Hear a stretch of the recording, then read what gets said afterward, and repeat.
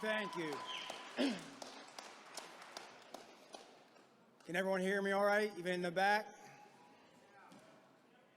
My name is Chaz Smith, also known as Colicchie, and I'm from Pittsburgh, Pennsylvania. And yes, I've been clean since June 7th of 2015, and that was not my first clean date. And listen, I can't even begin to tell you what an absolute honor it is to just be able to just stand up here and share my music and share my experience. I mean the Rock and Roll Hall of Fame. And you know, we were driving here today, and I don't know why, I was thinking about, like Led Zeppelin and the Beatles and the Grateful Dead and the Doors. Like, this was like the bands when I was real young that like made me fall in love with music. You know, and then it migrated to like Soundgarden, Nirvana, and Stone Temple Pilots, then even the Rage Against the Machine and Green Day, you know, and like I fell in love with music. And like I stand here to tell you, whether I was listening or composing or writing, like music has saved my life. You know, amongst so many other things, but it has truly saved my life. And like I said, just an absolute honor, you know, my recovery day jam to just be able to come here. And my recovery. You have to understand that this is a personal for each and every single one of us that are actually in recovery. And you know, if it was not for my relationship with God, and if it was not for, you know, like the work that I put in, then I would be dead or in jail. And I mean that from the center of my heart. And like I said, it was just, this has not been the first time that I've gotten clean. You know, I've tried time and time again, you know, over the years, and, you know, and I just, you know, I would always fail, and I would always run back to the familiar ways of my addiction. And like, I really want to speak to, you know, as I'm told, there's so many treatments, over 1,800 treatment centers that are live streaming this. So if you're watching this in a treatment center, like, I am speaking to you.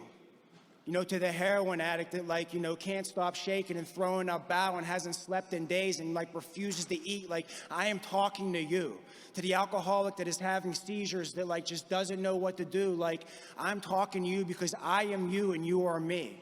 Just because I am up here, I am no different than you. And I have been in your shoes a million times. We suffer from the same illness. And I am always susceptible to be in that exact same spot.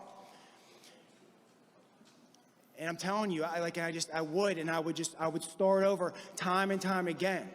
You know, I heard something the other day, and it just really stuck with me. We never really fail, we just quit. And I look at my life in that, from that angle, how, like, I failed so many times, but I never quit. I always had that spark of hope inside of me that it was possible. Because I had all this tangible evidence in my life that recovery was possible for not only myself, but I seen it when I would go to meetings and I would see the lives of so many people, when I would see the beautiful blessings and miracles blossoming in other people's lives. That was the drive. That was the dominant force. That was the motivation that kept me going.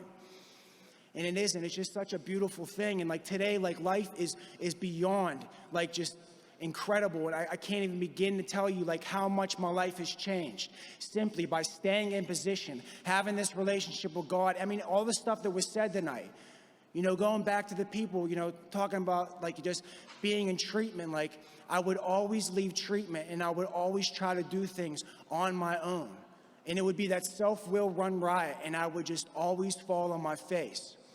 You know, but I had to have a plan this last time. I had to have this very strict, disciplined, you know, plan of what I was going to do. So the ones that are listening to this, you know, whether, you know, the facility that they're coming from, like, I'm telling you, what saved my life.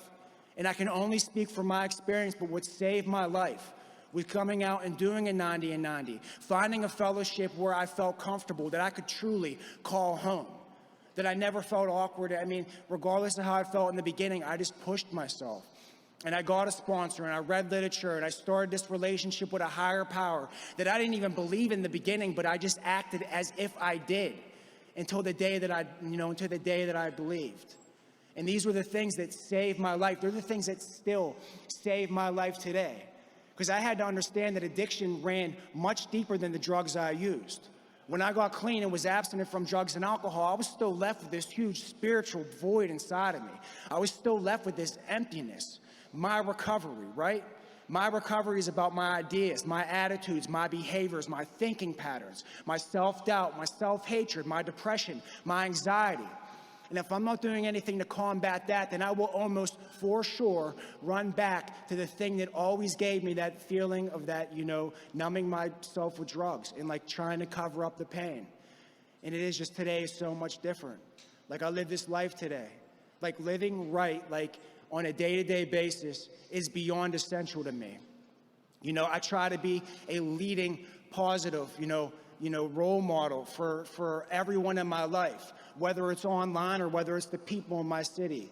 You know what I mean? I have a family that depends on me, that they're my absolute world. And my fiance got the matching shirts, and I absolutely love what that. You guys want to come up here and show them your shirts real quick?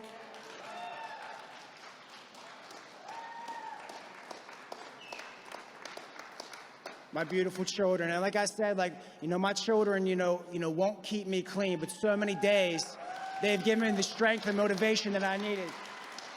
Let us all see your shirts. What do they say?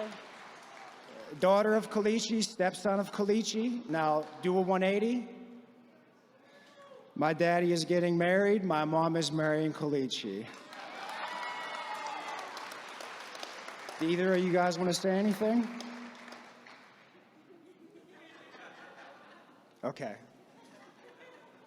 Thank you guys so much. You can sit back down.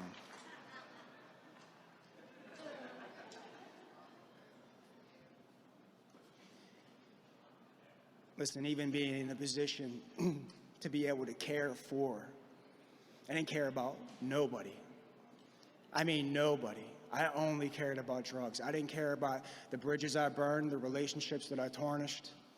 I didn't have, nothing in my life meant anything. I only cared about the next one. For years, that's what I did. That's how I lived. I would commit crimes, and I would rob, and I would steal, and I would steal these items, and I would sell them in bars, and I did this day after day for years. It was this pathetic life. But at the end of my road, when I was completely broken and left with these shattered emotions, you talk about a living nightmare. Our literature talks about how it's this torturous existence. And it was nothing short of that. The party stopped a long time ago. Nothing was fun about it whatsoever. Since I entered recovery this last time, it really has been every single moment of my life under any and all circumstances, no matter what. I will not put any drugs or alcohol into my system. So many days this isn't about what I think or what I feel, it's about what I do. I don't have to feel like doing this most days. I just have to do it. And I'm telling you, I've gotten through so many low moments in my life clean, and so many moments where I didn't think that I possibly could have the strength to go one more step, but I would just push myself. And then the days where I didn't believe in myself, I stayed connected with my support group. I stayed connected to other people that believed in me in them seconds and moments when I didn't believe in myself. We don't do this alone. I don't do this alone. I have an entire army behind me at all times. You know what I mean? I stay open-minded to it all. Closed mouth won't get fed. I have to let people know where I'm at. I have to constantly check in with other people. This recovery is a non-stop thing. There's no graduation. And I get these moments of freedom, these moments where I feel okay with myself, And it is on me to constantly push myself. And it is, and it sounds so lame, but never give up. And I'm telling you, it doesn't matter what it is in my life, it is just never give up. And I think about, all the people that are counting on me, and I think about all the relationships that I've made over the years and how I don't want to let them down. I was such a huge disappointment to every single person in my life, always. You know what I mean? And today it's different. Today I have the opportunity to be the father that I never had. I never met my father. I am the complete opposite of everything that my father was, and that makes me happy. I go to bed with a clear conscience. You know what I mean? I don't do shady stuff behind us. I don't come up here and tell you all this stuff about how I live and then leave and go out there and just do stuff, dirty stuff behind the curtains. That's not how this works. You know what I mean? A life lived according to spiritual principles is potentially the most powerful message that an addict can carry. And that's what I try to carry. You listen to my words, but watch how I live. It's important what I do is I lead by example. And it is, I'm so grateful to be here, you know, and I'm gonna do some songs for everyone here, you know, and you know, if you've never listened to my music, please listen to it now, and I'm gonna do it right now. Thank you.